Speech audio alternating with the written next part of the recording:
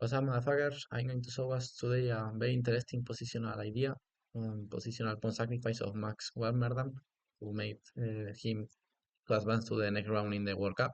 So let's see the game. I really like this game. This was maybe my favorite game of the previous day of the World Cup. Okay, this is a rapid game, so this gives more merit to Warmerdam to make that in a rapid game. Okay, he started with knight f3, d5, c4. It's like a English. c6 and now g3, going for a Catalan system.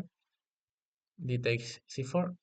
But okay, black have take a pawn, but we have of course counterplay for the pawn. That's not the real sacrifice that I'm going to show us, because in many lines white recapture the pawn. So this is completely normal. How to weak the c4 pawn. This is not the real pawn sacrifice. Bishop d2, knight f6, queen c2, b5. Black tries to defend the pawn. Sword castle e6. And now comes the very interesting white idea. I recommend you to put this position in a board and think about the position and think what plans you could play or everything. That think about the position. Okay, after you think, I don't know what maybe you think about a4, who looks like a natural move. 95, b3 could be a interesting pawn sacrifice. But here I really like the move employed by Warmerdam. He played knight e1. Incredible move. The idea of knight e1 is that after bishop b7, normal move played by his opponent. Now he played d3. Incredibly pawn sacrifice. Because of course now black have an extra pawn, but the pawns are double. And okay, I know that black d3 is not a pawn sacrifice. The pawn sacrifice was made in the move third. But now you are undoubling the black pawns, and you are defending that you are going to play a position with a without a pawn. And with a normal pawn extractor without double pawns, just keep having a pawn down. But I really like the move 91. Now, okay, we're going to understand the move. But okay, I can explain us that the idea, of course, black should take here. The idea is that the knight on d3 is so well placed because have the control of the square c5. More things. This diagonal is open for the bishop. White is up in development, so white is going to put pressure into the d file, and black kind of managed to play c5 and open this bishop. This is one of the main things.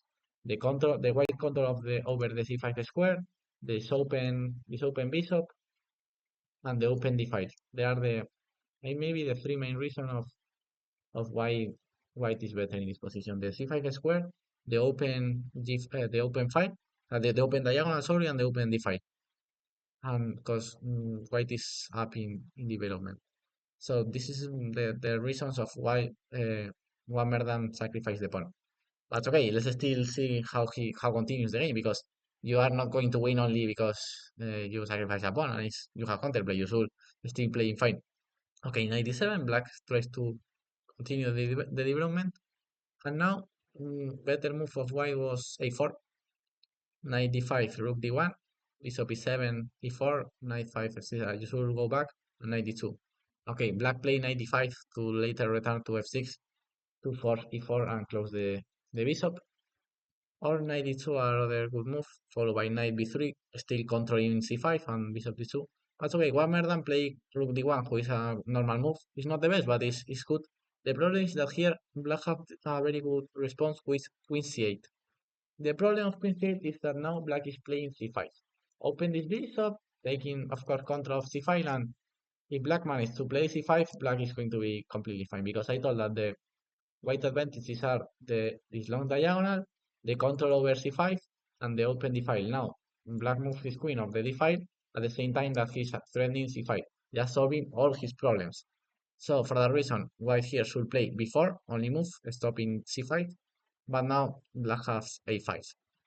Knight c5, knight takes, b takes, and okay, white is still having huge counterplay. Now the position is more or less equal, but okay, at least now white have put a pawn on c5, so now you cannot enter never in c5 with a piece.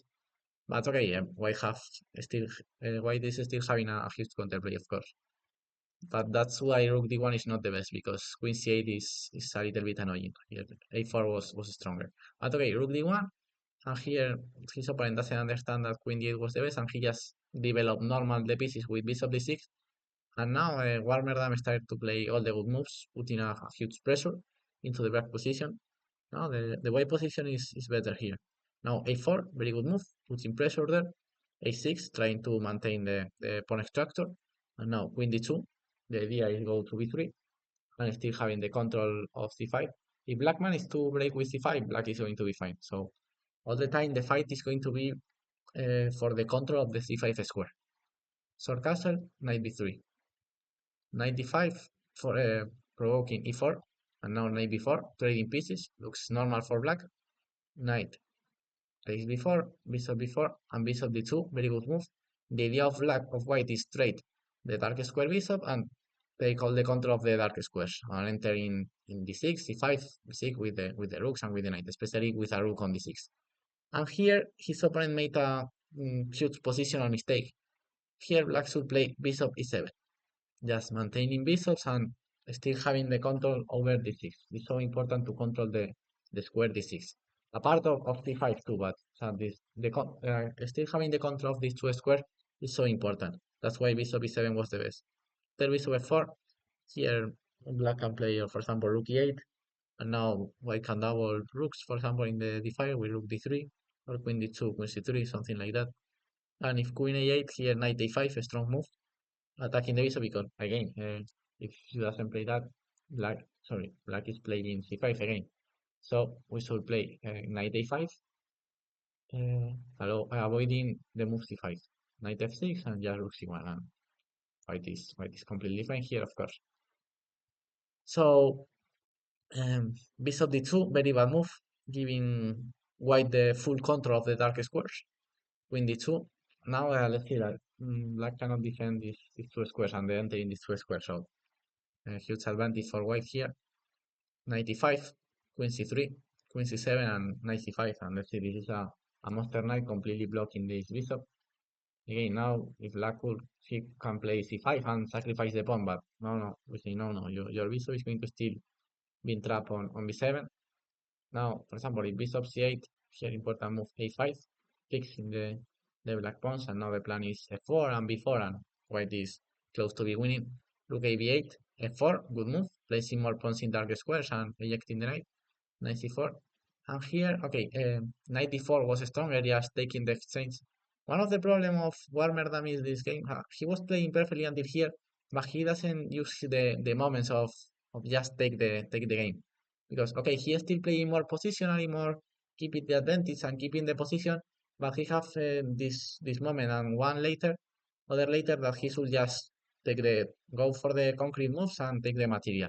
So knight d7 here was the stronger, but okay, a5 maintain the advantage. Rook bd8. Of course, a knight d7 win the exchange and black knows, but he wants just to put more pressure with a5. Rook bd8, b3, knight d6. Here, there is an interesting plan with e4. The idea is cover the f5 square to can play e5. Now the knight should go back, and now we play f5 and f6. That's so interesting. By the way, he played more careless with rook d2. I like this move, rook d2 really like. Just doubling rooks in the d5. Let's see that the bishop is still without play.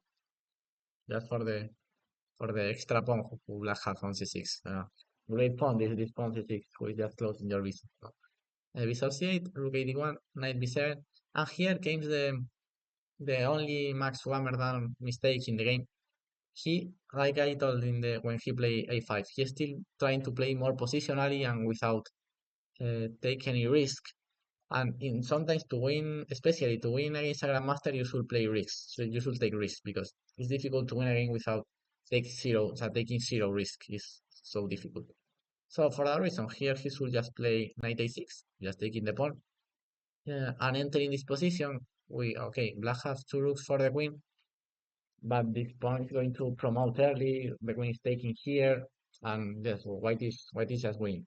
But okay, he was afraid of this position and he just want to play without risks. The problem is that here, after rook d2, black have this pawn sacrifice, d5. Finally open the latest square bishop. Okay, giving back the pawn. White is still having a little bit pressure, but Finally, the bishop managed to be open, who is the only purpose in the black position. So here, black had the reserve to defend the game. Instead of that, black is still playing without give material, rook d8, and now after yes, queen c6. I suppose that black missed this tactic because if not, have no sense to avoid queen c6, queen e7, rook d8, queen d8, h4, very good move, giving this square for the king to avoid the 3-4 repetition, queen d4, king h2, queen d7, and here Warmerdam failed again. He should just enter in the same game, and the same game is completely winning. Because, okay, let's see that. White have all his pawn in dark square, and black have all his pawn in light square. Apart of that, white have more space, more space. White have the two pawns in the fifth rank, so this gives white the victory. But the plan is so interesting. First, white should came to c5, attack the h pawn, and now after create a weakness in black camp, now the f6 square was free again. Now I should return to, okay, first fix the pawn on h7, very good idea, and then return to e5 with the king. And okay, finally made suit one and just enter with the king on f6. Was really interesting how I can win the same game. So queen b6 here. The problem of queen b6 is that he avoid e5 again, open the bishop, second time that black can open the bishop and he doesn't use the moment and he doesn't open the bishop. Very bad decision, very bad positional. Yes, positional play by his opponent. So he's still playing f6. He doesn't want to. He want to make everything. He want to play f5 and without sacrifice any pawns and without lose any pawns. You cannot play like that. Instead, you should try to. When you are worse, you cannot think, no, I'm going to play f6 and then e5. No, your opponent plays too. So you should play just e5, f takes and bishop b7. And okay, white is still better, but black have. Well, black is in the game, of course. But after f6, okay, you see, okay, if you can play e5 in the next move, fine. What happened? That your opponent is intelligent, so e5 by one murder, and this bishop is now killed forever. And this bishop is completely dead. It's dead, and you cannot go to b7, you cannot go to anywhere. Your bishop is fucking dead. So takes, and yes, you have no bishop. King f8, king h3, king e7, bishop c6. King h3, very good idea, avoiding queen d2 checks. So bishop c6, queen d8, queen e7, queen b8, pinning the bishop b7, and just trading bishop, but because the a6 pawn is falling, now the b5 pawn, well, he doesn't take the, yes, he just saving his opponent, so very good game of Warmerdam. I really like his plan of, I want to show us again because it was great. The plan of here, knight e1, and d3, placing the knight on d3 to take control of c5, avoiding the c5, not allowed black to open the bishop, and then putting pressure on the open d5. And other interesting moment of the game was here, the move 16, where black made this mistake of trade this bishop instead of keep the bishop to cover the d6 and c5 squares. And important to see that Max doesn't go DLD here, and he plays so quietly with before. Just he should just go for the concrete lines. So a good advice to win a game against a master, you should take risks. It's so difficult to win a game taking zero risks. In one moment, you should just try to calculate and go for a maybe difficult position, but if you calculate well and if you have a good position, you are going to win. So don't be afraid of take risks. Of course, if you shouldn't complicate the game without necessity. It's completely logical.